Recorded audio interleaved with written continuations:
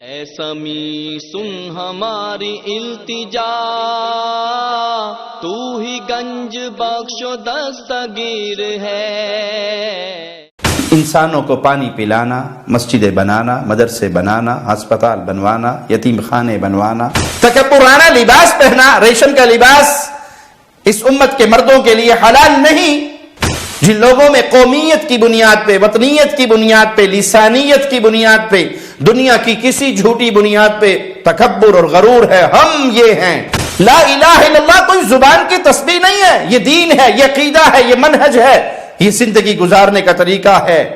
دنیا گید بن جائے اور انسان اس کے اندر قید ہو جائے اور وہ وہاں بیٹھ کر بھی اگر لا الہ الا اللہ یقین کے ساتھ پڑھتا رہے، اللہ اس کو پھاڑ کر ان غموں سے اس کو نجات عطا فرما دے گا۔ سن ہمارے مولا، سن ہمارے داتا، ہم فقیر تیرے، تو ہے شہنشاہ۔ السلام علیکم ورحمۃ اللہ وبرکاتہ۔ ان الحمد للہ نحمده ونستعینه ونستغفره ونعوذ باللہ من شرور انفسنا ومن سیئات اعمالنا، من يهده الله فلا مضل له ومن يضلل فلا هادي له، اشهد ان لا اله الا الله وحده لا شريك له واشهد ان محمدا عبده ورسوله، اما بعد۔ دنیا میں ہر انسان زیادہ سے زیادہ نیکیاں کرنا چاہتا ہے۔ ہر مسلمان اس زندگی میں زیادہ سے زیادہ نیکی کرنے کا خواہش مند ہے۔ جس کی نظر آخرت پہ ہے، جو موت پہ یقین رکھتا ہے، جسے یقین ہے کہ میں ایک دن اللہ کے سامنے کھڑا کیا جاؤں گا، اس کا جی چاہتا ہے کہ جب میں اللہ کے سامنے جاؤں تو نیکیوں کے انبار میرے نامہ اعمال میں ہوں، کیونکہ قیامت کے دن کامیابی ہی اسی بنیاد پر ہے۔ فَأَمَّا مَنْ ثَقُلَتْ مَوَازِينُهُ، جس کا میزان بھاری ہو گیا، جس کا نیکیوں والا پلڑا بھاری ہو گیا، وہ تو کامیاب ہے، اور جس کا نیکی والا پلڑا ہلکا ہو گیا وہ ناکام و نامراد ہے۔ بہت سارے نیک کام ہیں، یتیموں کی کفالت، بیواؤں کا سہارا، انسانوں کو پانی پلانا، مسجدیں بنانا، مدرسے بنانا، ہسپتال بنوانا، یتیم خانے بنوانا، درخت لگوانا، بہت ساری نیکیاں دنیا میں ہیں۔ سب سے بھاری نیکی کون سی ہے؟ سب سے بڑی نیکی کون سی ہے؟ میزان میں جس کا پلڑا سب سے زیادہ بھاری رہے گا، آئیے آج اس نیکی کے بارے میں ذکر کرتے ہیں جو میزان میں سب سے بھاری ہے، جس سے بھاری اور کوئی نیکی نہیں۔ سیدنا عبداللہ بن عمر فرماتے ہیں کہ بدو رسول اللہ صلی اللہ علیہ وسلم کے پاس آیا اور اس کے جسم پہ سبز شال کی طرح کا ایک چوغا، ریشمی چوغا اس نے پہنا ہوا، یا اس کے بٹن ریشم کے لگے ہوئے، اور وہ بولنے لگا کہ تمہارا یہ نبی صلی اللہ علیہ وسلم ہر نیچ قوم والے کو عزت دینا چاہتا ہے اور ہر عزت والے کو ذلیل کرنا چاہتا ہے۔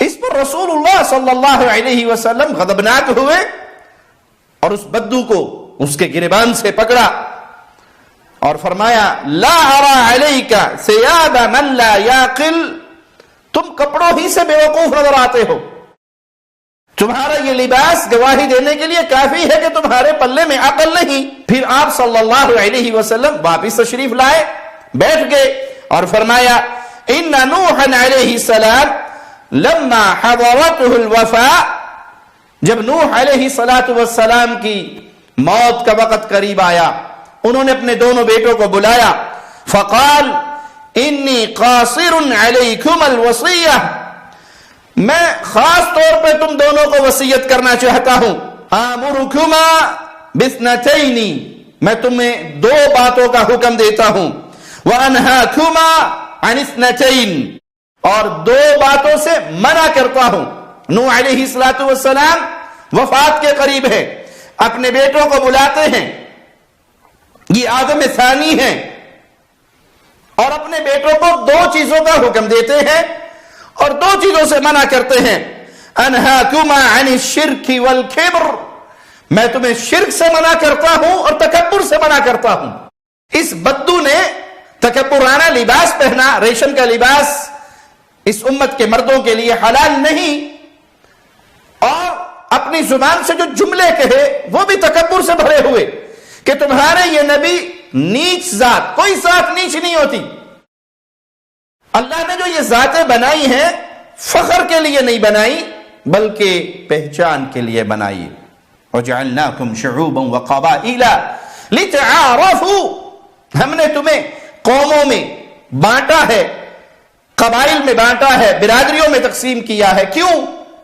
لِتَفَاخَرُوا، نہیں تم فخر کرو، کوئی اپنی ذات کو بڑی اعلیٰ کہے اور دوسری کی ذات کو بڑی ادنا کہے، نہیں، لِتَعَارَفُوا، تمہارے آپس کے تعارف کے لیے یہ ذاتیں ہیں، فخر کے لیے۔ إِنَّ أَكْرَمَكُمْ عِنْدَ اللَّهِ أَتْقَاكُمْ،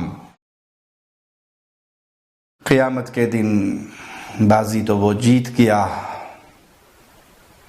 جو متقی ہے، جو سلیم دل لے کر آیا، جو پاک دل لے کر آیا، جو رب کے خوف سے زندگی گزار کر آیا۔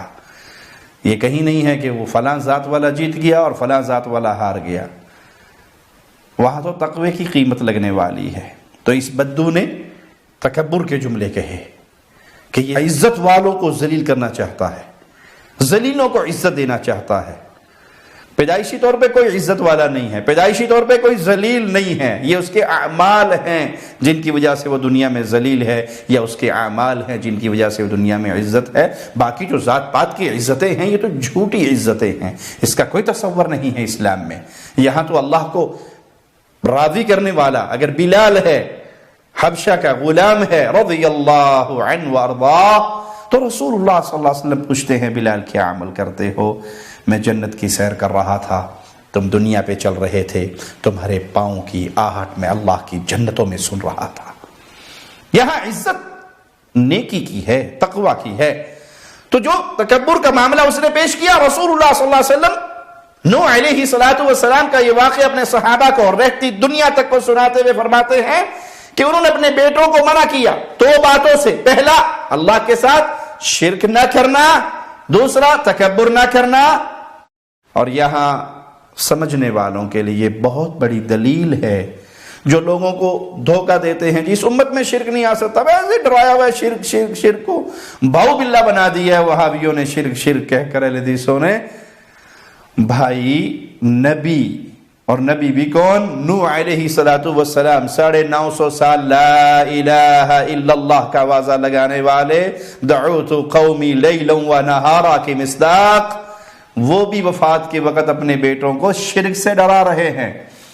اگر یہ اتنی آسان سی بات ہوتی، نہیں جی اللہ کے نبی صلی اللہ علیہ وسلم کا فرمان ہے شیطان مایوس ہو گیا، اس امت میں شرک نہیں ہو سکتا۔ بھائی وہ خطاب صحابہ سے تھا کہ تم سے اب شیطان بت پرستی نہیں کروا سکتا۔ ہاں دنیا کے خزانے کھل گئے تو آپ اس میں دنیا کی محبت میں تم پیچھے نہ پڑ جاؤ ایک دوسرے کے، وہ ایک الگ معاملہ ہے، لیکن تم سے مایوس ہو گیا ہے کہ تم بت پوجو گے۔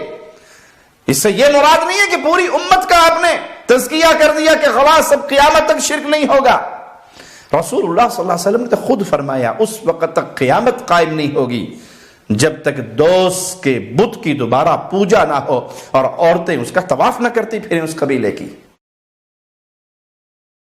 یہ شرک اتنی خطرناک چیز ہے کہ نوح علیہ السلام آدم ثانی وفات کے وقت اپنے بیٹوں کو منع کر رہے ہیں، ڈرا رہے ہیں شرک سے بچے رہنا، شرک نہ کرنا، تکبر نہ کرنا۔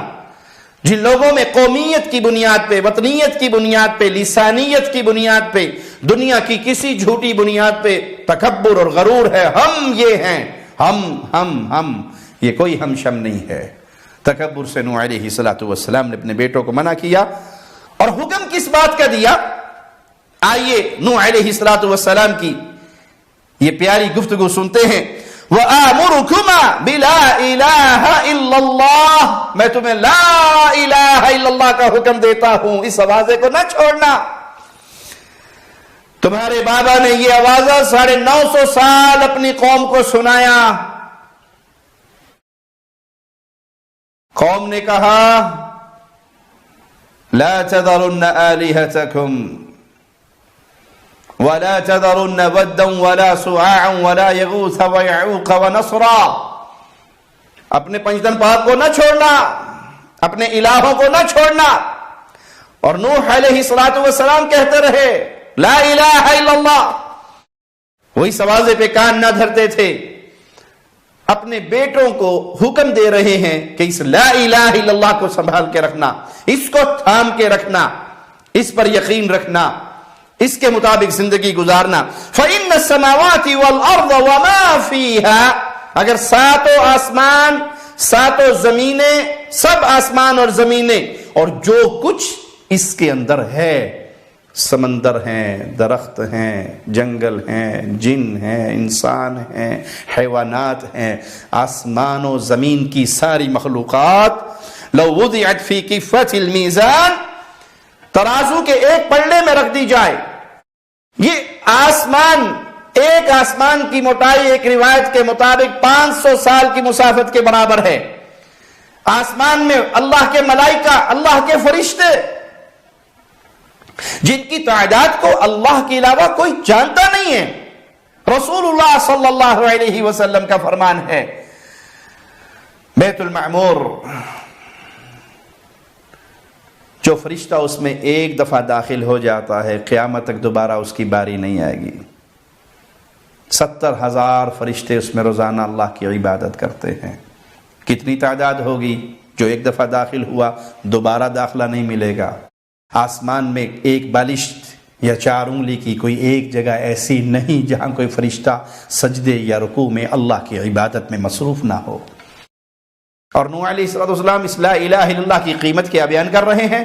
ساتوں آسمان، آسمان کی مخلوقات، ساری زمینیں، زمینوں کی مخلوقات اگر ترازو کے ایک پلڑے میں رکھ دی جائیں، وَوُضِعَتْ لَا إِلَهَ إِلَّا اللَّهِ فِي الْكِفَّةِ الْأُخْرَى، اور لا الہ الا اللہ میزان کے ترازو کے دوسرے پلڑے میں رکھ دیا جائے، كَانَتْ أَرْجَحْ، تو یہ کلمہ لا الہ الا اللہ. توحید کو بھول جانے والے بھائیوں، توحید کو چھوڑ کر دین اسلام کی فضائل کی طرف لوگوں کو بلانے والے پیارے بھائیوں، یہ لا الہ الا اللہ کی اہمیت ذرا حدیث رسول سے سنیے کہ اگر 7 آسمان و زمین مخلوقات سمیت ایک پلڑے میں رکھ کر دوسرے میں لا الہ الا اللہ کو رکھ کر تولا جائے تو لا الہ الا اللہ تمام آسمانوں پر بھاری ہے، زمینوں پر بھاری ہے، ان کی مخلوقات پر بھاری ہے. وَلَوْ أَنَّ السَّمَاوَاتِ وَالْأَرْضِ كَانَتَا حَلْقَةً فَوُضِعَتْ لَا إِلَهَ إِلَّا اللَّهُ عَلَيْهُمَا، اگر یہ آسمان اور یہ زمینیں ایک کڑے کی صورت ہوتی اور اس کڑے کے اوپر لا الہ الا اللہ کو رکھ دیا جاتا تو یہ کلمہ اس کو پھاڑ دیتا، توڑ ڈالتا. 7 آسمان و زمینیں مل کر لا الہ الا اللہ کی وزن کو برداشت نہ کر سکتی اور یہ زمین و آسمان پھٹ جاتا. وَآمُرُكُمَا بِسُبْحَانَ اللَّهِ وَبِحَمْدِهِ، اور میں تمہیں حکم دیتا ہوں سبحان اللہ وبحمدہ، اس کلمے کو نہ چھوڑنا، اس تسبیح کو نہ چھوڑنا. اس کی شان کیا ہے، اس کا مقام کیا ہے؟ فَإِنَّهَا صَلَاةُ كُلِّ شَيْءٍ، یہ ہر چیز کی نماز ہے، ہر چیز کی نماز ہے یہ تسبیح سبحان اللہ وبحمدہ وبہا یرزق کل شیء، اور اس کی وجہ سے ہر ذی روح کو رزق دیا جاتا ہے. سبحان اللہ وبحمدہ.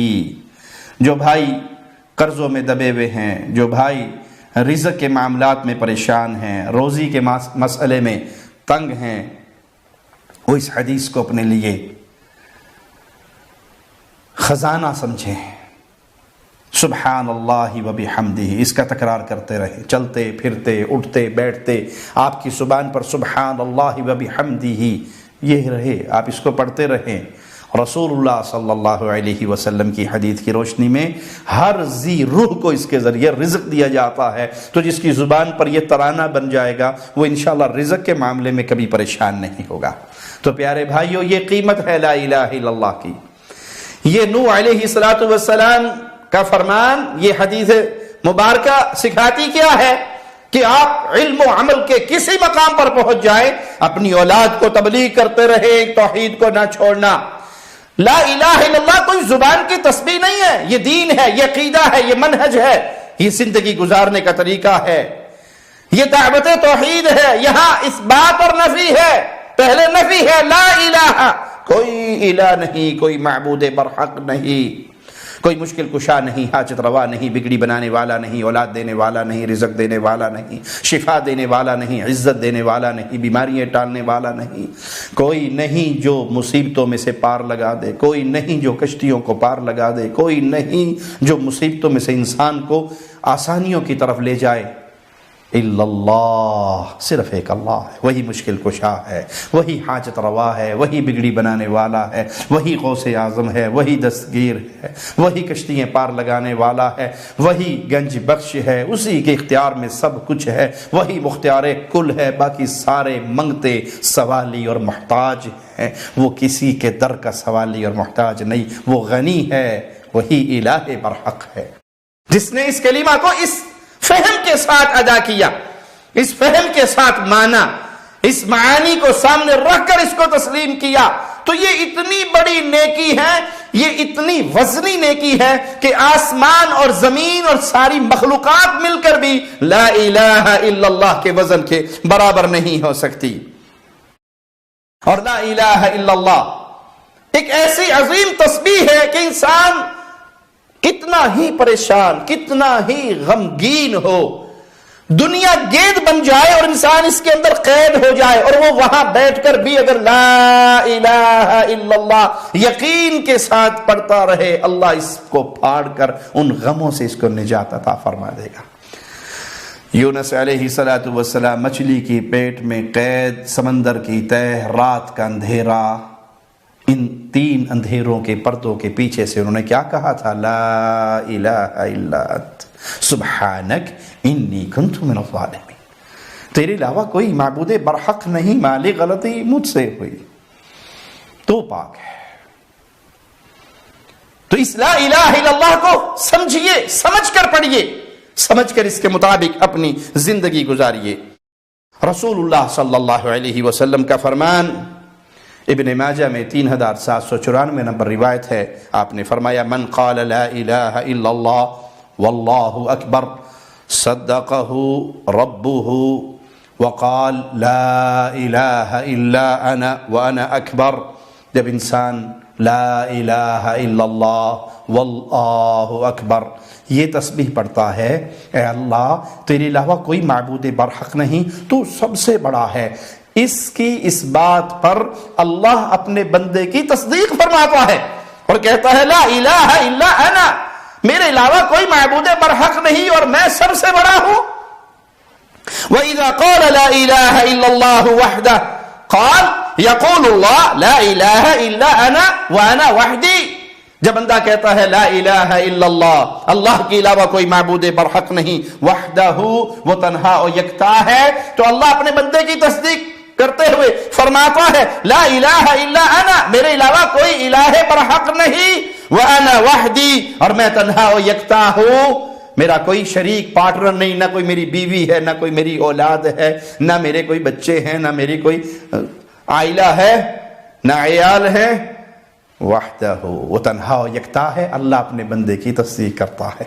لیکن پیارے بھائی، جب آپ یہ عقیدہ رکھو گے کہ عیسیٰ اللہ کا بیٹا ہے تو آپ نے اس توحید کے عقیدے کو نہیں سمجھا۔ اگر کوئی یہ عقیدہ رکھتا ہے کہ عزیر اللہ کا بیٹا ہے تو پھر عقیدہ توحید کو نہیں جانا، کفر اور شرک کی وادیوں میں گر گیا۔ کوئی یہ عقیدہ رکھتا ہے مشرکین مکہ کی طرح کہ فرشتے اللہ کی بیٹیے ہیں، وہ کفر اور شرک کی وادیوں میں گر گیا، اس نے توحید کو نہیں سمجھا۔ اسی طرح اگر کوئی یہ عقیدہ رکھتا ہے کہ محمد الرسول اللہ صلی اللہ علیہ وسلم نور من نور اللہ ہیں تو اس نے وحدہ کے عقیدے کو نہیں مانا، اللہ کو تنہا و یکتا نہیں مانا، اس نے بھی دو الہوں کا تصور رکھا۔ جس نے عقیدہ وحدت الوجود کو تسلیم کیا تو اس نے ان سب سے بڑھ کر کفر کیا کہ وہ ہر چیز کے بارے میں یہ سمجھتا ہے کہ نعوذ باللہ ثم نعوذ باللہ، اللہ کی ذات ہر چیز کے اندر حل ہو گئی ہے، اور یہ مختلف صورتیں دنیا میں جو ہمیں نظر آ رہی ہیں یہ اللہ ہی کی مختلف شکلیں اور صورتیں ہیں۔ تعالی اللہ عما یقولون، یہ کفر کے اندر سب سے بڑا کفر ہے، یہود و نصارہ کے کفر سے بھی بڑا کفر ہے۔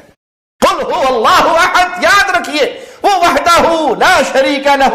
جب انسان اس ایمان کے ساتھ یہ کہتا ہے، رب اپنے بندے کے اس جملے کی تصدیق کرتا ہے، لا الہ الا انا وانا وحدی، میرے علاوہ کوئی الہ برحق نہیں اور میں تنہا و یکتا ہوں۔ وَإِذَا قَالَ لَا إِلَهَ إِلَّا اللَّهُ وَحْدَهُ لَا شَرِيكَ لَهُ قَالَ اللَّهُ لَا إِلَهَ إِلَّا أَنَا وَحْدِي لَا شَرِيكَ لِي۔ اور جب بندہ کہتا ہے لا الہ الا اللہ، اللہ کے علاوہ کوئی الہ برحق نہیں، وحدہ لا شریک لہ، وہ تنہا و یکتا ہے، اس کا کوئی شریک نہیں، اس کا کوئی پارٹنر نہیں، اس کا کوئی حصے دار نہیں، نہ زمین کو پیدا کرنے میں، نہ آسمان کو پیدا کرنے میں، نہ چاند سورج کو پیدا کرنے میں، نہ کوئی کائنات کا ایک ذرہ پیدا کرنے میں اللہ کا شریک ہے، نہ انسان بنانے میں، نہ جن بنانے میں، کوئی شریک نہیں۔ جب اللہ کا کوئی شریک نہیں تو عبادت صرف اللہ کی ہوگی، اس میں بھی کوئی شریک نہیں بنے گا، سجدے صرف اللہ کو ہوں گے، رکوع صرف اللہ کو ہوگا، نذر و نیاز صرف اللہ کے نام کی ہوگی، قربانی و ذبح صرف اللہ کے نام کا ہوگا، پکار صرف اللہ کے نام کے لگے گی، یا اللہ مدد کہا جائے گا، یا علی مدد اور یا رسول اللہ مدد اور یا جیلانی مدد کے نعرے۔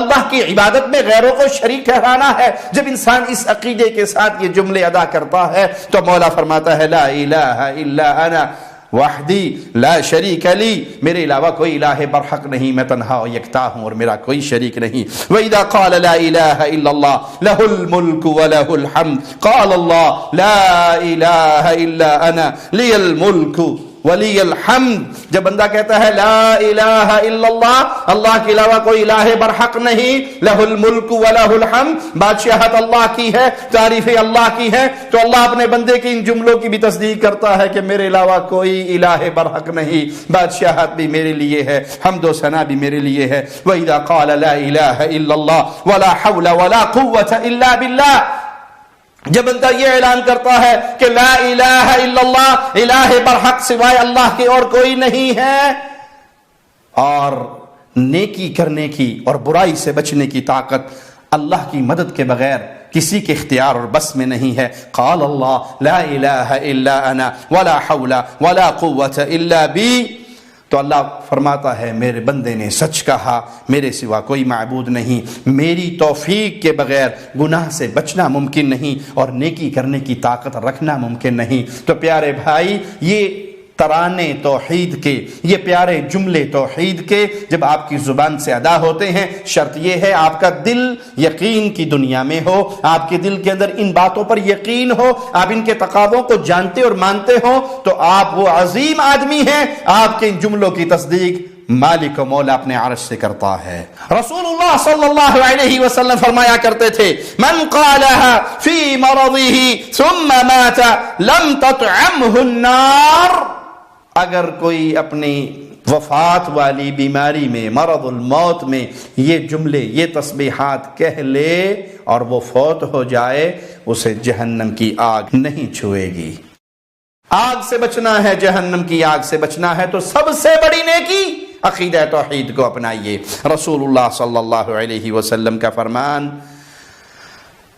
ابن ماجہ میں 4300 نمبر روایت، یصح برجل من امتی یوم القیامہ علی رؤوس الخلائق، قیامت کے دن میرے ایک امتی کو بلند آواز سے تمام مخلوقات کے سامنے بلایا جائے گا، فَيُنْشَرُ لَهُ 99 سجلہ، اور اس کے 99 رجسٹر کھول دیے جائیں گے.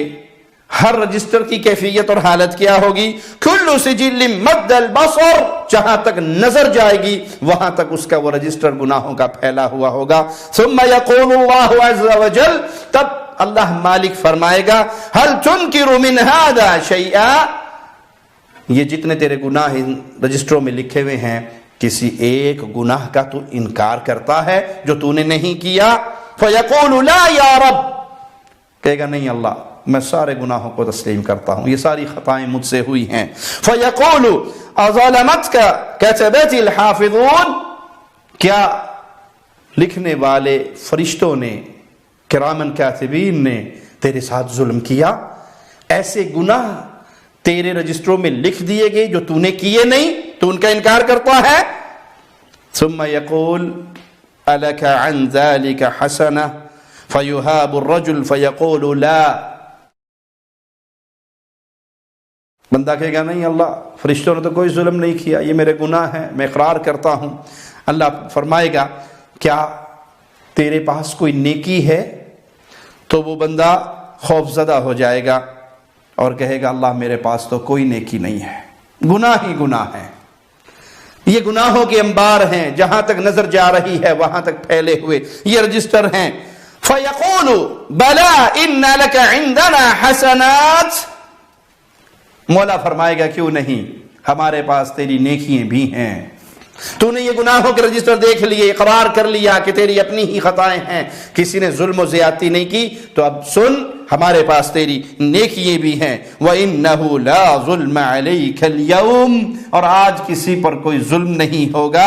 فَتُخْرَجُ لَهُ بِطَاقَةٌ فِيهَا أَشْهَدُ أَن لَا إِلَهَ إِلَّا اللَّهُ وَأَنَّ مُحَمَّدًا عَبْدُهُ وَرَسُولُهُ، تو ایک چھوٹا سا کاغذ، ایک چھوٹا سا بطاقہ نکلے گا جس پہ لکھا ہوگا اشہد ان لا الہ الا اللہ واشہد ان محمدا عبدہ ورسولہ.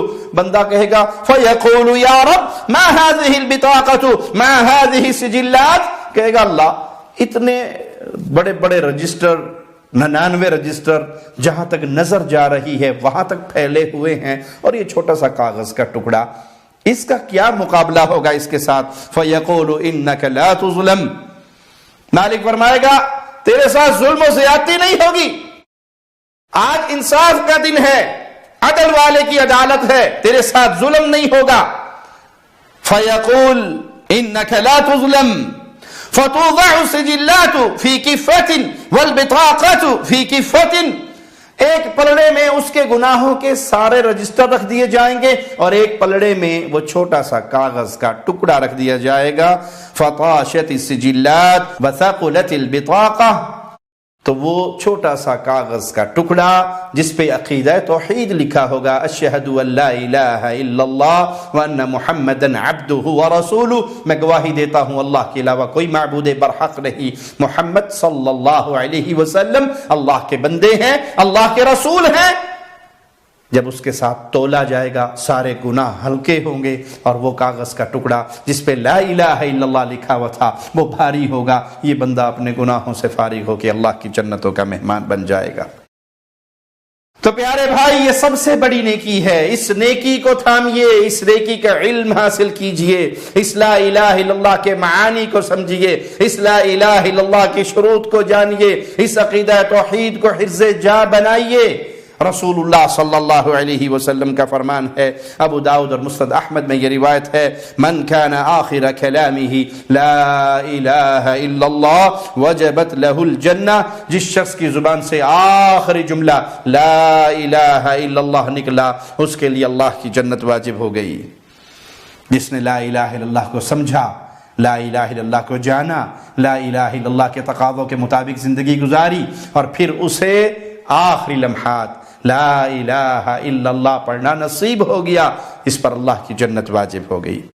سیدنا طلحہ بن عبید اللہ بیان کرتے ہیں کہ میں نے رسول اللہ صلی اللہ علیہ وسلم کو یہ فرماتے ہوئے سنا، انی لأعلم کلمہ لا يقولها عبد عند موته الا اشرق لها لونه ونفس الله عنه كربته. میں ایک کلمہ جانتا ہوں، مومن بندہ انسان اپنی موت کے وقت اگر وہ کلمہ پڑھ لے تو اس کا رنگ چمک اٹھتا ہے اور اس کی تکلیف کو اللہ دور کر دیتا ہے. وہ ہے لا الہ الا اللہ. اللہ جب اس دنیا سے چھوڑ کے اگلے جہاں کی طرف ہمارے سفر کا وقت ہو، مولا تجھے تیرے پیارے ناموں کا واسطہ ہے، مولا ہمیں ان پیاروں میں شامل فرما دے جن کی زبان سے لا الہ الا اللہ ادا ہوتا ہے اور ان کی روح ان کے جسم سے جدا ہو کر تیرے حضور پیش ہو جاتی ہے. اللہ ہمیں ان پیاروں میں شامل فرما دے اپنی رحمت اور اپنے فضل سے. رسول اللہ صلی اللہ علیہ وسلم نے فرمایا افضل ذکر لا الہ الا اللہ وافضل الدعاء الحمد للہ. سب سے بہترین ذکر، سب سے بہترین تسبیح، سب سے بہترین ذکر لا الہ الا اللہ، اور سب سے بہترین دعا الحمد للہ. چلتے پھرتے اس کو اپنی عادت بنائیں، لا الہ الا اللہ، لا الہ الا اللہ، لا الہ الا اللہ. یہ پڑھتے رہیں. یہ وہ خزانہ ہے جس کے وزن کے برابر زمین و آسمان بھی نہیں آ سکتے. اور بہترین دعا الحمدللہ. ان تمام احادیث سے جو چیز سمجھ آئی وہ کیا؟ تمام نیکیوں کی بنیاد لا الہ الا اللہ ہے. توحید کا عقیدہ درست ہوگا تو باقی ساری نیکیوں کا وزن ہوگا، اور توحید کے عقیدے میں خرابی ہوگی، بگاڑ ہوگا تو پھر باقی نیکیاں آپ کے پلڑے کو بھاری نہیں کر سکیں گی. کوئی نیکی نیکی نہیں ہوگی، اس کا کوئی وزن نہیں ہوگا اگر اس کی بنیاد لا الہ الا اللہ کے اوپر نہ ہوئی. اے اللہ اسی عقیدہ توحید پر ساری زندگی قائم اور دائم رکھنا، شرکی غلاستوں سے ہمیں محفوظ رکھنا، اسی توحید کا پیغام دینے کی توفیق عطا فرمانا، اس عقیدے کی چوکیداری کرنے کی توفیق عطا فرمانا، زندہ رکھنا ایمان کی بہترین حالت پہ، اللہ موت دینا ایمان کی بہترین حالت میں، اللہ اس حال میں اپنے پاس بلانا. اے مولا و مالک تو ہم سے راضی ہو، ہم تجھ سے راضی ہوں. اقول قولی ھذا واستغفر اللہ لی ولکم ولسائر المسلمین فاستغفروہ انہ هو الغفور الرحیم. شب گریزاں ہوگی آخر جلوائے خورشید سے، یہ چمن معمور ہوگا نغمائے توحید سے.